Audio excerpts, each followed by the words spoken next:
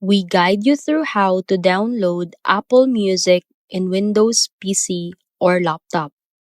So, the first thing you need to do is to open your browser and go to the official Apple website, then download and install iTunes for Windows because Apple Music runs through iTunes on PC.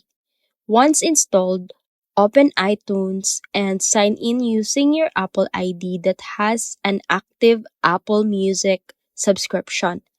After signing in, click on the Music tab, then select Apple Music from the top menu to access the full library.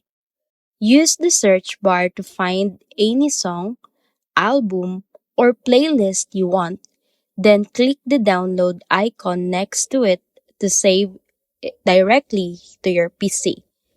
To manage your downloads, go to Library, then download icon next to it to save it directly to your PC.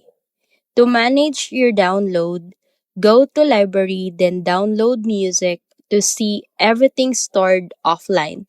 Make sure your download settings are enabled by going to Edit, Preferences, and turning on automatic downloads if needed.